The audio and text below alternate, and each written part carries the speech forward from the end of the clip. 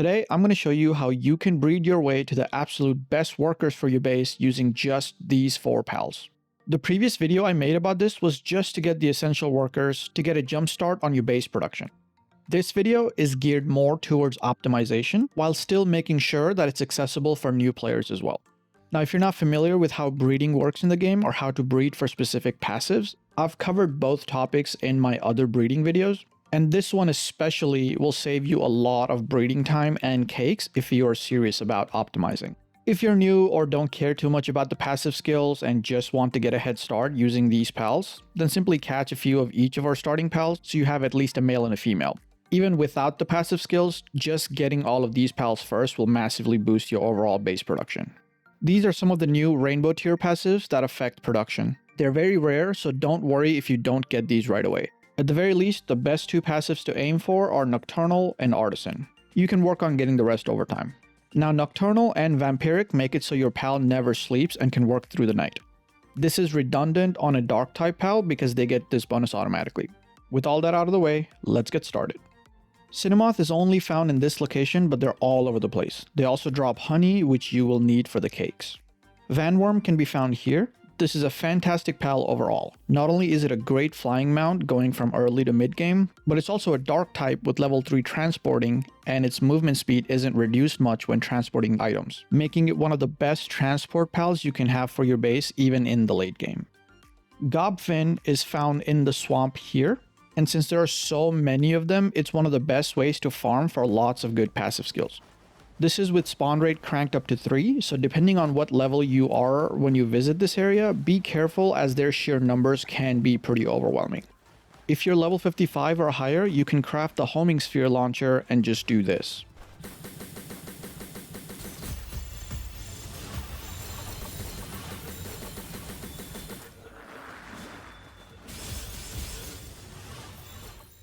Now, Ichthyoterra is pretty common in the Wildlife Sanctuary number 1.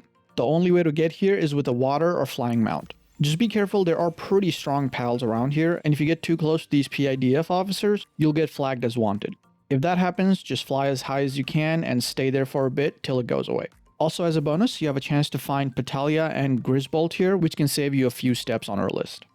Speaking of which, I will have this up on the screen for you to just screenshot later, as well as a link in the description if you just want to download it instead. Now let's get to breeding. To get Anubis, put Cinnamoth and Vanworm in your base, then use the monitoring stand to assign them to the breeding farm. Place a cake in the box, and a few minutes later, we'll get our egg. Anubis is without a doubt one of the best pals you can have for your base, mainly because it's level 4 handiwork and level 3 mining. Personally, I don't like to use it for transporting because transporting food items is coded as a higher priority than handiwork, which means Anubis will usually abandon what it's doing to run over and transport some of the food items. I pretty much only want it to be mining when it's not crafting something for me. A decent alternative to Anubis is Splatterina, which is a new pal they just added to the game. It also has a level 4 handiwork and it's a dark type, so you don't have to worry about breeding Nocturnal onto it.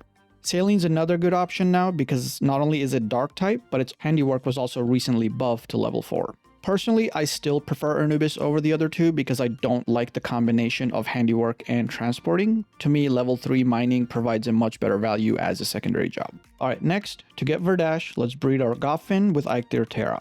Verdash is on the list because it has level 3 in gathering and level 2 in planting.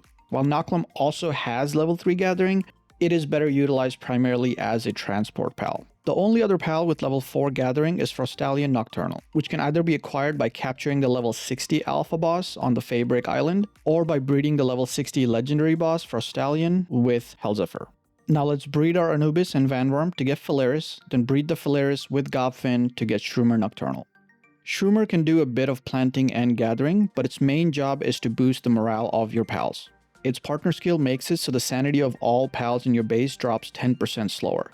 Condensing it to 4 stars increases that bonus to 15%. Now, to get a Pernalia, first we need to get a Petalia by breeding either a Verdash and Anubis or a Vanworm with Ichthyoterra. Then breed that Petalia with Shroomer Nocturnal. Pernalia is one of the new dark type pals with a respectable level 3 in planting and medicine, as well as level 2 in gathering. But the main reason it's on the team is because of its partner skill, which increases the harvest rate of your crops by 18%. When fully condensed, that bonus nearly doubles to 35%. Next, let's breed Cinnamoth and Phalaris to get Masanda. Then breed the Masanda and Petalia to get Lylene. Lylene is still the only pal in the game with level 4 planting. It can also help with some medicine and gathering, but it's primarily there for the planting. Now, let's breed the Lylene with Phalaris to get a Yormantide. Until recently, Yormantide was the only pal with level 4 watering, but it has now been dethroned by one of my favorite additions in the Feybreak update, Phalaris Aqua. Not only does it have level 4 in watering, but it also has level 3 transporting, so it will always be doing something. Most importantly, its smaller size means it will stop getting stuck in random places and slow down production. Now to get Phalaris Aqua, simply breed Yormantide with Phalaris. Next, either breed Verdash with Masanda or Pernelia with Vanworm to get a Blazehowl. Then breed Blazehowl with Yormantide to get Yormantide Ignis. It's still the only pal with level 4 Kindling that is easily accessible. While it is very powerful and a great choice for combat, its massive size is always a nuisance. Its sole competitor is Blazimuth Ryu, but it can only be acquired by defeating the late game raid boss. However, once you are able to acquire it, Blazimuth Ryu is a great replacement because it is much smaller in size and has level 4 in mining as a secondary job. Now let's breed either of the Yormantides with Lylene to get a Relaxaurus. Then breed the Relaxaurus with Lylene to get one of the best, if not the best pal in the game, Nocklum. Not only does it have the strongest partner skill for combat in the game, but thanks to the recent buff to its mining, it is now the only pal with 2 level 4 and a level 3 in-work suitability. Plus it doesn't lose a lot of speed when transporting items, making it incredibly versatile around the base, which is why it's going to be our main transporting pal. Now, if you were able to catch a Grisbolt at the Wildlife Sanctuary, you can skip the next 2 steps. If you didn't, then breed Cinnamoth with Verdash to get a Rayhound, which can then breed with Masanda to give us a Grisbolt. Now breed that Grisbolt with Phalaris to get a Relaxaurus, then replace the Phalaris with Relaxaurus to get Orsurk. Alongside Anubis and Nocklum, Orsurk is one of the best pals you can have for your base as well as combat. Electricity and transporting are a great combination, since you don't need that much electricity to power your base unless you're also using oil extractors. Electricity also has a higher priority than transport, so you don't have to worry about your Orsurk getting distracted instead of charging your power stations. So simply throwing a Nocturnal on an Orsurk will make sure that the lights are always on in your base. Next, let's breed our Orsurk with Grisbolt to get Estegon. It's the only Dark-type pal with level 4 mining, and with a partner skill based around breaking and gathering extra ores, it can come in pretty handy when going out on resource runs.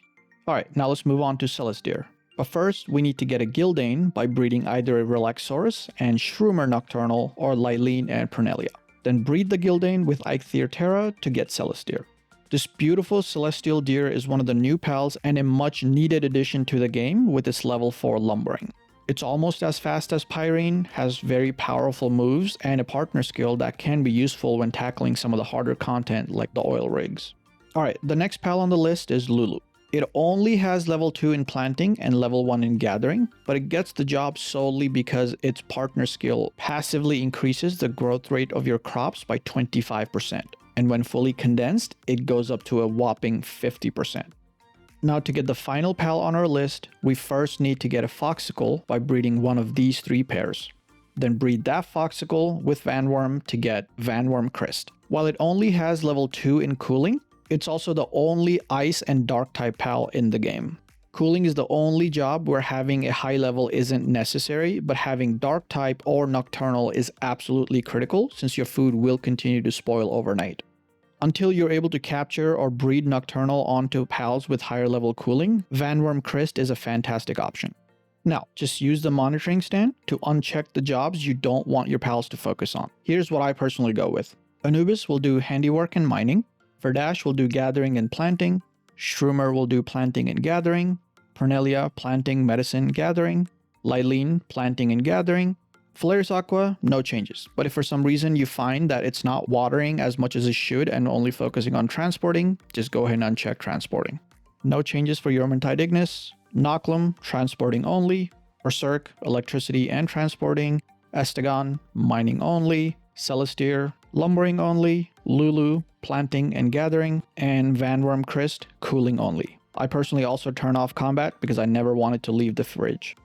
Now, here are 4 additional ways you can increase productivity in your base. This is one of the new additions, which is a research station. While it can be a bit tedious, I personally really like that they added this to the game.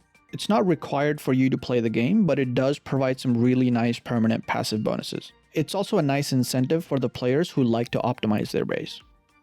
Each research tree also unlocks an item that boosts the work speed for its respective work suitability. If you have the souls to spare, you can also bump a pal's work speed by an additional 60%. And these are some of the best foods you can feed your pals once you have enough resources. You can make some mushroom quiche if your pals are struggling with sanity issues for some reason, but once you hit a certain point, you'll almost never notice it. Overall, I think pizza is still the best food in the game, followed closely by salad since it's so cheap to make. And finally, one of the biggest additions to the game is work suitability enhancement books. You can use these books multiple times on the same pal and boost one of the jobs that it already knows to a maximum of level 5. You cannot teach them a new work suitability. I think this is a fantastic addition to the game because now we don't have to rely on the same cookie cutter list like the one I gave in this video. Personally, once I have enough books, I'm replacing my Yormantide Ignis with Fox Sparks, then my Astagon with Dig Toys, and my Lylene with Life Monk. And that's it. I hope you found this video helpful. Let me know your thoughts on the list and which pals you would use in your base once you have enough work suitability books. With that, thank you for watching. Peace.